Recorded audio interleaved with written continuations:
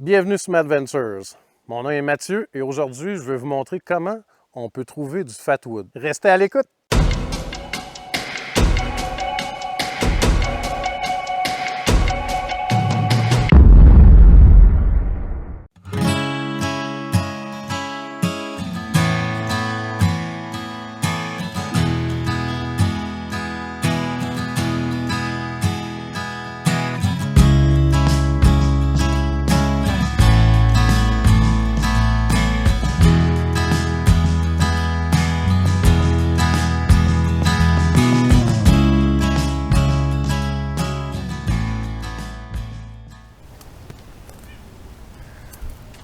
On va essayer ces branches-là parce qu'on ne sait jamais, ça peut nous réserver quand même des belles surprises parfois.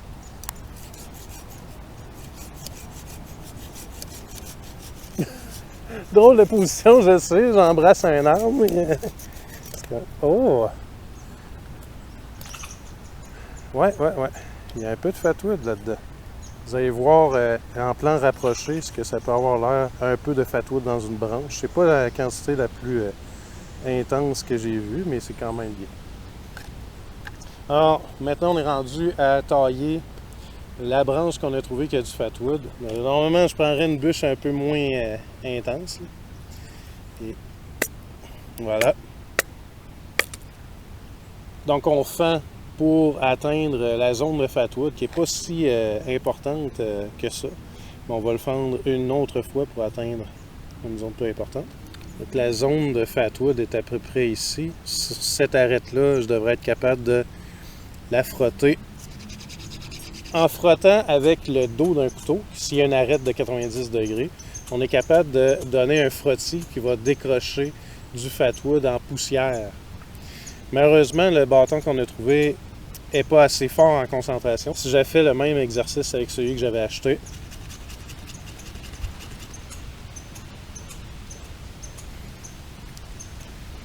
normalement, en quelques coups, et voilà notre fatwood qui allume.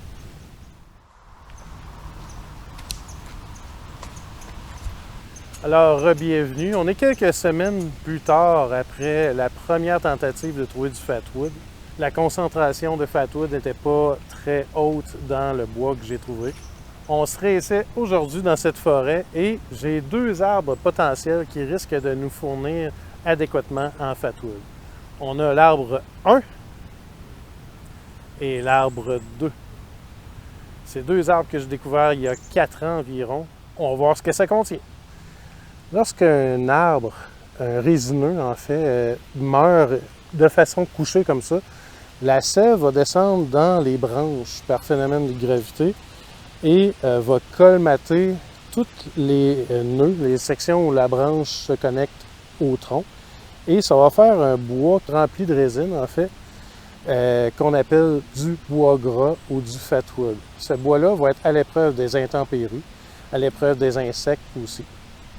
Donc, ce qu'on va faire, on va utiliser la Silky de la marque Gumboy.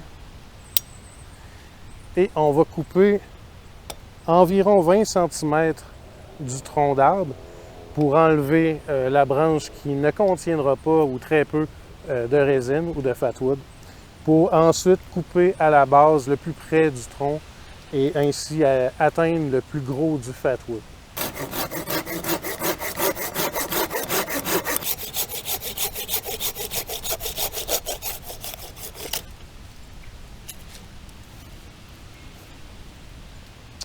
C'est pas la plus forte concentration que j'ai vue. Alors, même principe que tout à l'heure, on va couper, on va enlever quelques branches et on va couper celle-ci à environ 20 cm du tronc, puis après ça, au tronc.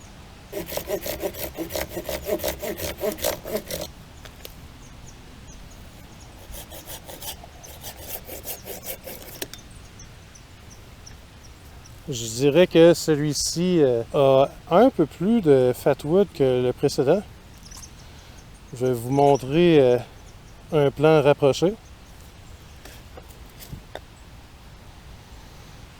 Donc là, ça va être bien important de ne pas accoter le couteau sur la roche, évidemment, de s'arrêter avant. On va voir si on y arrive. J'utilise l'autre branche comme bâton, l'autre morceau de l'arbre numéro 2.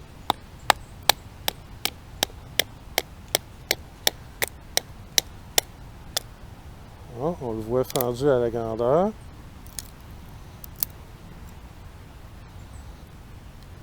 Et je vais faire un test de gratouille, voir si la poussière qui se décroche du morceau de bois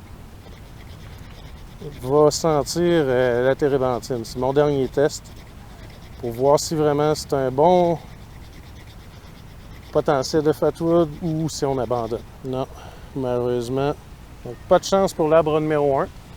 Malheureusement, la branche qui a été choisie a très peu de sève ou de résine qui s'est rendue dans la branche. Comme on peut le voir au bout de mon doigt, la récolte n'est pas bonne. On va s'essayer sur la branche numéro 2. Alors malheureusement, même le numéro 2 n'était pas très fort en fatwood. La résine ne s'est pas rendue très loin et elle est de qualité donc jaune, du fatwood jaune, de pied de qualité. Même en frottant, il n'y a que très peu d'odeur de fatwood dans le bois. Ça arrive comme ça. Je vais vous montrer ce que j'ai pu obtenir en achetant sur Internet du fatwood et sur Amazon aussi. Alors, comme vous allez pouvoir le voir, le fatwood que j'ai recueilli n'est pas si ambré que ça si on compare avec des échantillons achetés sur Internet où on voit vraiment le rougeâtre sortir de l'échantillon. On voit vraiment la couleur ambrée, dorée et mielleuse.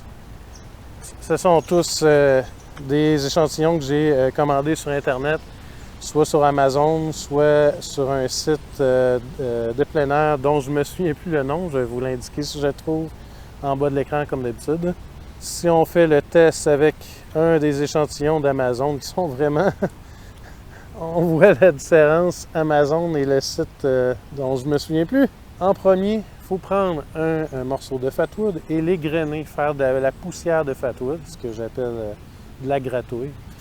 On voit déjà que le bois fait une belle poussière qui est jaune aussi.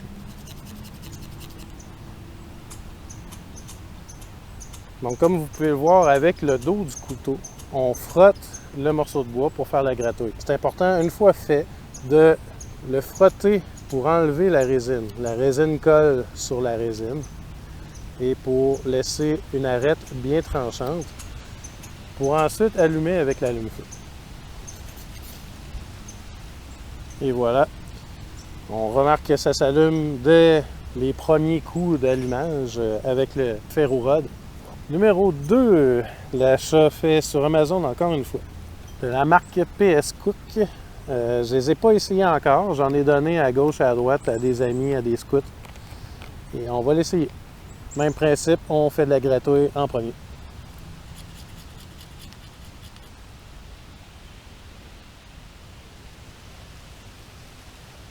On va rassembler notre petit tas pour allumer tout ça.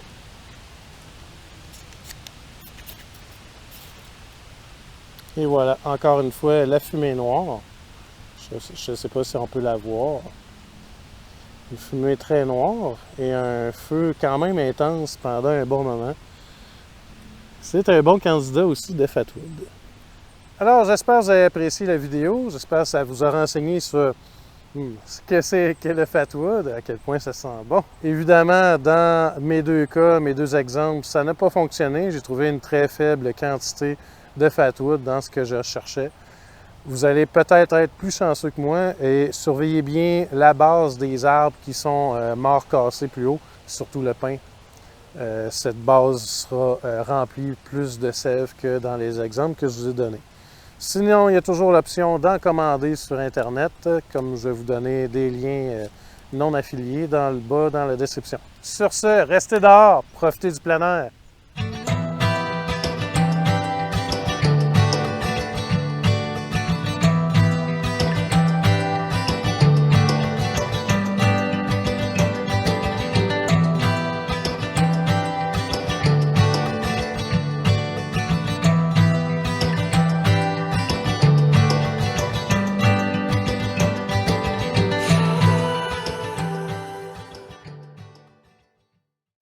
La concentration de fatwood n'était pas très haute dans le bois que j'ai trouvé.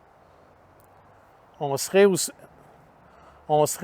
aujourd'hui dans cette forêt et j'ai 2 arbres potentiels qui risquent nous. La concentration de fatwood n'était pas très haute dans le bois que j'ai trouvé. On serait aujourd'hui dans cette forêt et j'ai 2 arbres potentiels qui risquent nous